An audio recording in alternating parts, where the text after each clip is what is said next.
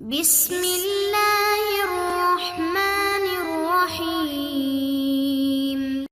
السلام علیکم محترم سامعین اور عزیز طلبہ کرام، امید کرتا ہوں کہ آپ تمام احباب خیر و عافیت سے ہوں گے۔ آج کا ہمارا سبق نمبر 8 ہے، جس میں ہم جس شاعر کو پڑھنے والے ہیں ان کا نام ہے ربیعۃ بن مخروم الظبی۔ وقال ربیعۃ بن مخروم الظبی۔ تو پہلے ہم ان کا تھوڑا سا تعارف بھی کر لیتے ہیں، مختصر سے یہ کہ یہ ایک شاعر ہے جو مخضرمی ہے، شاعر مخضرمی ہے۔ اس نے زمانہ اسلام اور جاہلیت دونوں کو پایا، زمانہ اسلام میں بھی اشعار پڑھتے تھے اور زمانہ جاہلیت میں بھی، اسلام اور جاہلیت دونوں زمانے انہوں نے پائے ہیں، اور اسی کو ہی مخضرمی یا من المخضرمین کہا جاتا ہے۔ تو آئیے ان کے اشعار پڑھتے ہیں، پھر اس کے بعد اس کا ترجمہ اور تشریح بیان کرتے ہیں۔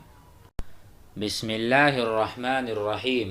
وقال ربیعۃ بن مخروم الظبی شاعر مخضرمی وَلَقَدْ شَهِدْتُ الْخَيْلَ يَوْمَ طِرَادِهَا بِسَلِيمِ أَوْظِفَةِ الْقَوَائِمِ هَيْكَلِي فَدَعَوْا نَزَالِ فَكُنْتُ أَوَّلَ نَازِلٍ وَعَلَامَ أَرْكُبُهُ إِذَا لَمْ أَنْزِلِ وَأَلَدَّ ذِي حَنَقٍ عَلَيَّ كَأَنَّمَا تَغْلِي عَدَاوَةُ صَدْرِهِ فِي مِرْجَلِ أَزْجَيْتُهُ عَنِّي فَأَبْصَرَ قَصْدَهُ وَكَوَيْتُهُ فَوْقَ النَّوَاظِرِ مِنْ عَلِي۔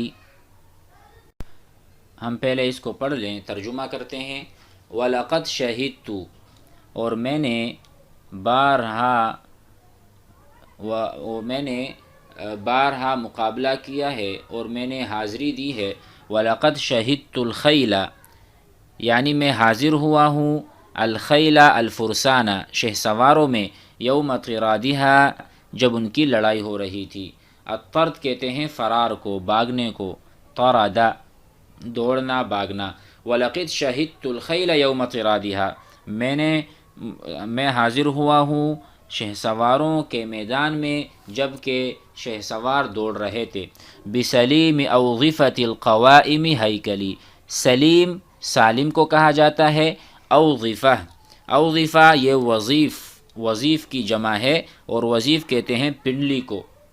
گھوڑوں یعنی جو میرا گھوڑا تھا اس کی پنڈلی بہت سالم تھی، اس کی پنڈلی بالکل سالم تھی۔ اوظفۃ القوائم، قوائم بھی کہتے ہیں یعنی جانور کی ٹانگ کو، ٹھیک ہے۔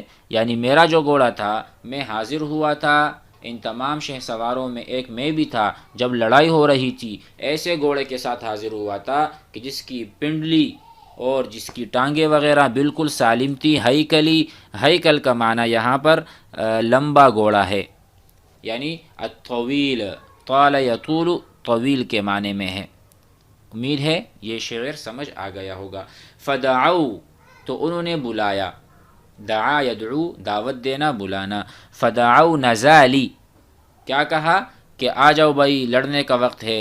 ان سواروں نے پکارا کہ مقابلے کے لیے اترو۔ نزالی، یہ آپ کو پتہ ہے نزل ینزل انزل، لیکن نزالی اس کا بھی یہی معنی ہے انزل والا، انزل اترو، نزالی اترو لڑائی کے لیے، انہوں نے یہ دعوت دی مجھے۔ فَكُنْتُ أَوَّلَ نَازِلٍ، تو میں پہلے میدان میں اترنے والا تھا۔ فَكُنْتُ، تو میں تھا، أَوَّلَ نَازِلٍ، پہلا اترنے والا۔ وَعَلَامَ أَرْكَبُهُ، اور میں کیوں گھوڑے پر سوار ہوتا ہوں، إِذَا لَمْ أَنْزِلِ، جب میں نہ اتروں، یعنی میرے گھوڑے پر سوار ہونے کا جو مقصد ہے وہ کیسے پورا ہو، اور مجھے کوئی چیلنج دے اور میں نہ قبول کروں تو میں تو ایسے جو ہے نا ذلیل اور خوار ہو جاؤں اگر میں ایسا نہ کروں۔ دیکھو یہاں پر کہتے ہیں تو میں سب سے پہلے اترنے والا تھا، اور میں کس لیے گھوڑے پر سوار ہوں جب میں دوسرے شخص کے چیلنج کے وقت نہ اتروں۔ تو گویا کہ اپنے آپ کے بارے میں بتا رہے ہیں کہ میں تو بہادر ہوں، میں گھوڑے پر سوار اس لیے ہوتا ہوں کہ میں میدان میں اتروں۔ وَأَلَدَّ ذِي حَنَقٍ، الد کہتے ہیں، آپ نے پڑھا ہے وَأَلَدُّ الْخِصَامِ، بہت زیادہ جھگڑالو۔ وَأَلَدَّ ذِي حَنَقٍ، ذی حنق ذی غیظ، اور بہت زیادہ جھگڑالو آدمی اور بہت غصے میں، علیہ، میرے اوپر اس نے حملہ کیا۔ بہت بڑے جھگڑالو نے، بہت سخت جھگڑالو مجھ پر شدید غضبناک ایسے ہیں، گویا کہ تغلی کانما، گویا کہ میرے اوپر اتنے غضبناک ہیں، کانما گویا کہ وہ ایسے ہیں، تغلی عداوت صدری، کہ ان کے دل کی جو عداوت ہے اور جو دشمنی ہے وہ اس طرح جوش مار رہی ہے جیسے کہ ہانڈی جوش مارتی ہے۔ تغلی عداوت صدری، اس کے سینے کا جو کھوٹ ہے اور سینے میں جو اس کی عداوت اور کینہ بغض یہ چیز ہے وہ ایسے جوش مار رہی ہے، فی مرجلی، جیسا کہ ایک ہانڈی جوش مارتی ہے۔ تو یہ ان کا بیان ہے کہ اتنے غصے والے لوگ انہوں نے میرے اوپر حملہ کیا اور میں ان کا سامنا کر رہا ہوں، تو اس میں میری بہادری ہے نا، یہی بات بتانا چاہ رہے ہیں۔ آخر میں کہا ازجیتہ عنی دفعتہ، میں نے اس کو دھکا دیا اور دور ہٹایا، باعدتہ ابعدتہ ازحتہ، میں نے اس کو دور ہٹا دیا، عنی اپنے آپ سے، فابصر قصدہ، تو اس نے اپنا راستہ ناپا، ابصرا دیکھا، ابصر یبصر دیکھنا، انا ابصرت السماء، میں نے آسمان کو دیکھا، تو فابصر قصدہ، تو اس نے اپنا راستہ دیکھا، قصد ہدف دیکھا، تو وہ واپس یعنی لوٹے باگے دوڑے، یہ بتانا چاہ رہے ہیں یہاں پر، فابصر قصدہ، تو اس نے اپنا راستہ دیکھا، صحیح راستہ، وکویتہ، اور جاتے ہوئے میں نے کیا کیا، فوق النواظر من علی، کوا یکوی استری کرنا، کویت الثیاب، میں نے کپڑے استری کیے، تو کہا کہ وکویتہ، میں نے اس کو ایک داغ دیا، فوق النواظر، سر کے اوپر والے، اوپر کی جانب سے میں نے اس کو ایک داغ دیا، کس سے، تلوار سے، من علی من فوق، من علی ای من الاعلی، سر کے اوپر والے حصے پر میں نے اس کو ایک داغا، بھاگتے ہوئے میں نے اسے ایک وار کیا اس کے سر پر میں نے ایک داغ لگا دیا اور اس کو میں نے ایک بگا دیا، اس کو میں نے داغا سر کے اوپر سے، اس کا مطلب یہ ہے۔ آئیے آگے بڑھتے ہیں۔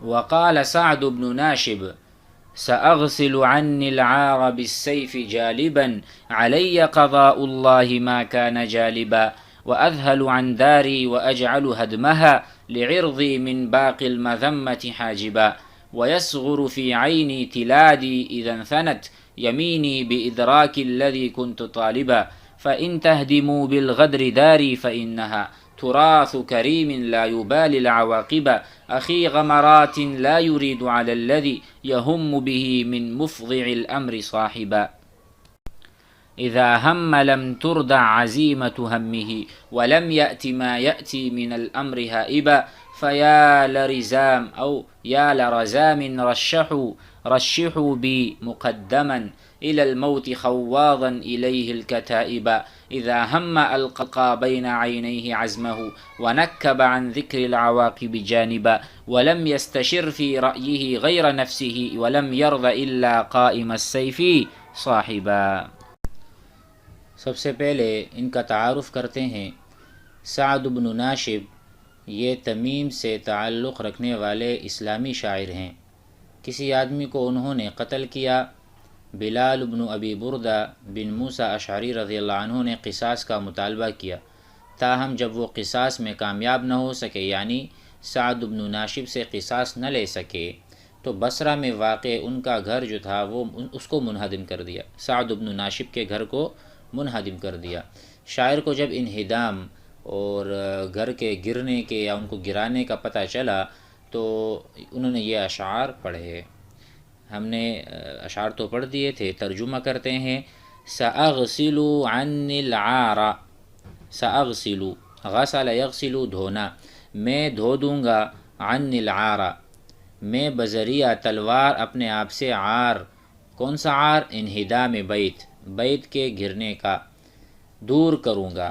سأغسل عن العار، عار کہتے ہیں یعنی جو گھر گرا دیا ہے اور میں نے کوئی جوابی کارروائی نہیں کی، تو میں اپنے سے یہ جو عار ہے یہ میں دھو دوں گا یا ہٹا دوں گا، بالسیفی، تلوار کے ذریعے سے، جالباً علیہ، اگرچہ میرا یہ تلوار سے اپنے عار کو دھونا جالباً لے کر آئے گا، علیہ قضاء اللہ، اللہ کی تقدیر یا اللہ تعالیٰ کا جو تقدیر الہی ہے، مجھ پر جو چاہے سو وہ کھینچ لائے، لیکن میں بدلہ لے کر رہوں گا۔ ما کان جالبا، الذی کان جالباً. دوبارہ سمجھیں. سأغسل عنی العار بالسیف جالباً، میں بذریعہ تلوار اپنے آپ سے عار انہدام بیت دور کروں گا، زائل کروں گا. علی قضاء اللہ ما کان جالبا، اس حال میں کہ تقدیر الہی مجھ پر جو چاہے سو وہ کھینچ لائے، میں اس کے لیے تیار ہوں، اس کے سہنے کے لیے تیار ہوں.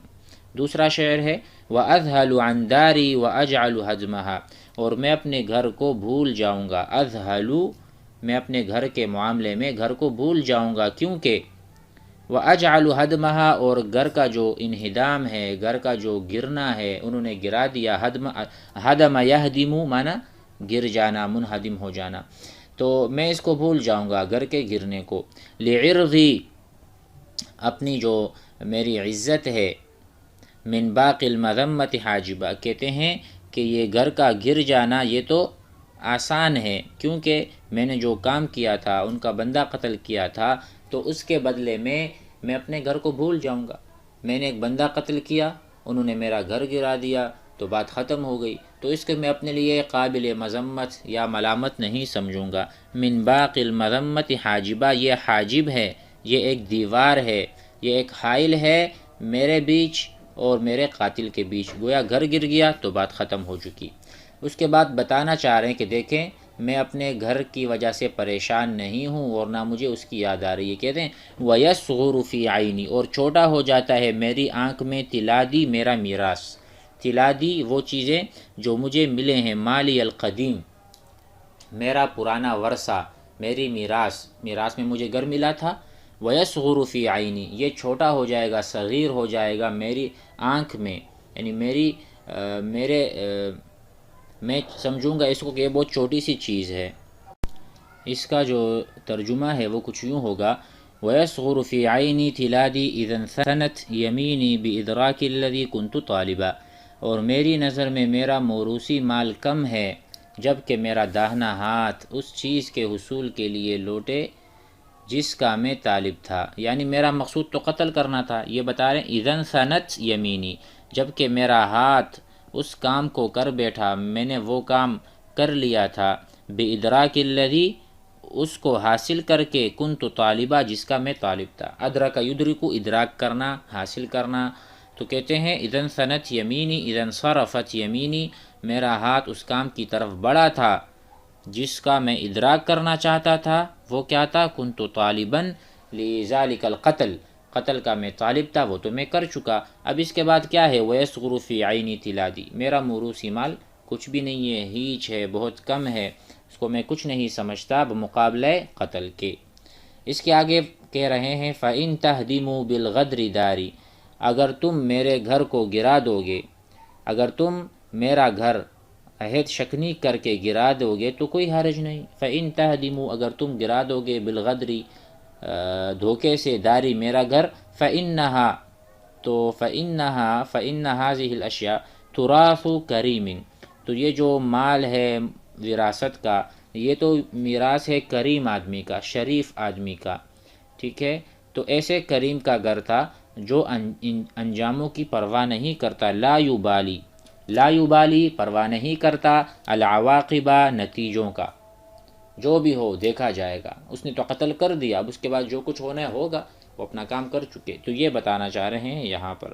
اس کے بعد مزید کہہ رہے ہیں اخی غمرات، جو سختیوں کو پسند کرتا ہے، جو شدائد والا انسان ہے، لا یرید علی الذی یہم، وہ بالکل بھی نہیں سوچتا، علی الذی یہم، علی الذی یقصد، جس چیز کا وہ قصد کر لے، من مفزع الامر، بہت مشکل، ٹھیک ہے، اور بہت بڑے بڑے جو کارنامے ہیں، مفزع الامر صاحبہ، تو وہ پھر سختیوں کو برداشت کرتا ہے، جھیلتا ہے. کسی چیز کا عزم کر لے تو اس کو پورا کر کے رہتا ہے. تو کہتے ہیں اخی غمرات، جو شدائد کا ساتھی ہوگا، صاحب ہوگا، لا یرید علی الذی یہم بہ من مفزع الامر، تو وہ بالکل بھی کسی چیز کی پرواہ کیے بغیر. مفزع الامر کا ہم ترجمہ کریں گے کہ کوئی ایسا کام جو کہ بہت شدید کام ہوگا اور بہت مشکل کام ہوگا، اس کی ایک مرتبہ وہ ٹھان لے تو وہ کر گزرتا ہے، تو اس کا وہ صاحب بن جاتا ہے، کرنے والا بن جاتا ہے. اذا ہم، اور جب وہ قصد کرتا ہے، لم ترضى عزیمت ہمہ، تو اس کی عزیمت کو، پختگی کو کوئی پیچھے نہیں کر سکتا. لم تمنع، کوئی اس کو منع کرنے والا نہیں. عزیمت ہمہ، اس کے قصد کی عزیمت اور پختگی. ولم یأتی ما یأتی من الارب، اور وہ کسی بھی کام کے سامنے آئے گا اس سے گھبرائے گا نہیں. ہائباً خائفاً، خوف کھانے والا نہیں. ولم یأتی ما یأتی، جو بھی آئے گا سامنے، کوئی بھی کام ہو، مشکل ہو آسان ہو، وہ گھبرانے والا نہیں ہے. اس کے بعد یہ ایک بات کہہ رہے ہیں، گویا کہ مذمت کر رہے ہیں اپنے قبیلے کی، کیونکہ قبیلے والوں نے اس کو اس قابل بنایا کہ یہ ہر لڑائی کے اندر سب سے پہلے ہوتا ہے اور گھس جاتا ہے، لیکن قبیلے والوں نے اس کے گھر کی حفاظت نہیں کی. تو یہ کہتے ہیں ہر جگہ تو مجھے آواز دیتے ہیں، میں جنگ کے لیے آگے بڑھتا ہوں اپنی جان کو ہتھیلی پہ رکھ کر، کسی چیز کی پرواہ کیے بغیر، لیکن میرا جو یہ قبیلہ ہے اس نے میرے گھر کی حفاظت نہ کی. کیسے لوگ ہیں؟ تو کہتے ہیں اذا، اس کے بعد فیا لرزام، تو تعجب ہے میری قوم بنو رزام پر، کیونکہ میں تعجب کیوں نہ کروں. رشحوا بی مقدما، رشحوا یا رشحوا، انہوں نے مجھے بہت آگے بڑھا دیا، انہوں نے میری تربیت ایسی کی ہے کہ میں موت کی جانب پیش قدمی کرنے والا ہوں. رشحوا بی مقدما الی الموت، موت کی جانب میں مقدم رہتا ہوں، آگے رہتا ہوں. خواضا الیہ، خاض یخوض داخل ہونا، کسی چیز میں گھسنا. تو کہتے ہیں کہ میں بڑے بڑے دستوں کے اندر گھس جانے والا انہوں نے مجھے بنایا ہے. الکتائب، کتائب جمع کتیبہ، کتیبہ کہتے ہیں جماعت کو، لشکر کو. کتیبتن لشکر کو کہتے ہیں، معسکر وغیرہ. تو ایسے جگہوں پر تو میں گھس جاتا ہوں، اس قابل مجھے انہوں نے بنایا ہے. وَإِذَا، تو لیکن انہوں نے کیا کیا؟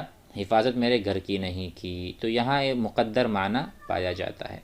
آگے کہہ رہے ہیں اذا ہم، اور جب ایسا آدمی ہمت قصد کرتا ہے، القا بین عینیہ عزمہ، تو وہ القا یلقی گرا دیتا ہے، یا القا یلقی رکھتا ہے اپنے سامنے اپنے عزم کو. اس کے نصب العین، اس کا عزم، اس کا قصد ہی ہوتا ہے، اس کے علاوہ کسی چیز کو وہ پھر نہیں دیکھتا. جب ایسا آدمی اخی الغمرات، جو شدائد میں اور مشکلات کا سامنا کرنے والا ہوتا ہے، وہ پھر پرواہ نہیں کرتا، اپنے عزم کو دیکھتا ہے. وَنَكَّبَ عَنْ ذِكْرِ الْعَوَاقِبِ، اور آنکھیں بند کر دیتا ہے، یا وہ اپنے آپ کو بالکل اپنے آپ سے نتائج کو دور رکھتا ہے، اور انجام کے ذکر سے پہلو تہی کرنا. نکبہ پہلو تہی کرنا، عن ذکر العواقب انجام کے اعتبار سے جانباً سائڈ پہ رکھ دیتا ہے. جانب کہیں گے ہم اس کو، یعنی سائڈ پہ رکھنا، ایک جانب ایک طرف رکھ دینا، تو انجام کو ایک طرف رکھ دیتا ہے اور کام کر دیتا ہے. ولم یستشر فی رأیہ، اور ایسا بندہ کبھی بھی کسی سے مشورہ نہیں لیتا، جب بھی مشورہ کرتا ہے اپنے آپ سے کرتا ہے. ولم یستشر مشورہ نہیں، استشارہ یستشیرو سے ہے، فی رأیہ اپنے رائے میں، غیر نفسی سوائے اپنے نفس کے، اپنے آپ سے فتویٰ لیتا ہے، اپنے آپ سے پوچھتا ہے اور پھر کر گزرتا ہے. ولم یرضا، اور وہ راضی بالکل بھی نہیں ہوتا، کسی چیز سے بھی راضی نہیں. الا قائم السیف صاحبہ، کہ وہ اپنا دوست بنا لے اپنے تلوار کو، وہ اپنے تلوار کو اپنا دوست بناتا ہے، اس کے سوا کسی کو بھی دوست رکھنے پر راضی نہیں ہے. ولم یرضا، اس کا یہ ترجمہ ہے. امید ہے کہ آج کا سبق بھی آپ حضرات کو سمجھ میں آ گیا. والسلام علیکم.